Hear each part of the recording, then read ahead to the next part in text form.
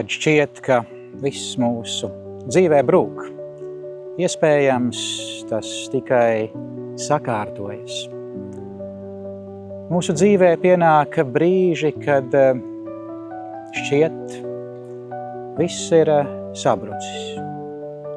Ieceres izjūg, plāni mainās, cilvēki mūs nesaprot vai atstāja. Un sirds izjūt dziļu tukšumu. Šādās reizēs dabiski rodas bailes un vilšanās. Mēs domājam, kāpēc tas notiek ar mani? Kāpēc Dievs atļauj vai pieļauj šādus satricinājumus? Taču tieši šajos mirkļos var atklāties dziļākā patiesība. Sabrukums bieži vien ir ceļš uz atjaunošanos, augšām celšanos. Gluži kā sēkla, kas vispirms ir jāieliek zemē, lai tā šķietami pazustu, bet tad tā dīkst un dod jaunu dzīvību.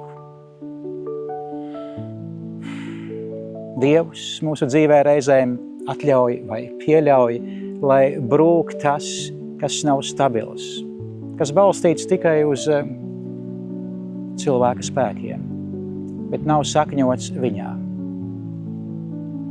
Kad zūd ilūzijas, var atklāties patiesā realitāte. Kad aiziet liekais, var ieraudzīt, kas ir patiesi svarīgs. Kristus pats mums atstāja piemēru. Pie krusta šķita, ka viss sabrūk. Mācekļi izklīda. Viņš tika atstāts viens. Šķita, ka nāve triumfē. Bet tieši šajā brīdī sākās lielākais pestīšanas darbs.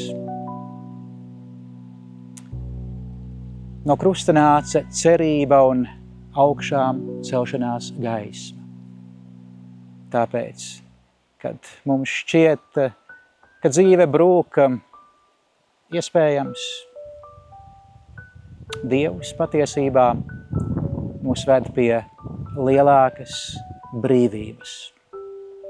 Viņš pārkārto mūsu sirdi, mūsu attiecības, mūsu dzīves virzienu. Tas, ko mēs uztveram kā zaudējumu, var izrādīties par lielu svētību. Jā, ticība prasa drosmi uzticēties arī tumsā.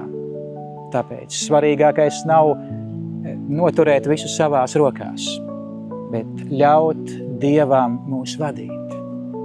Un tad sabrukuma vietā ieraudzīsim, ka mūsu dzīvēs ienāk kārtība, miers, harmonija, prieks un jauns sākums. Lai Kunga svētība ir ar jums šodien un vienmēr. Un turamies stipri Latvijai un viens otram. Tā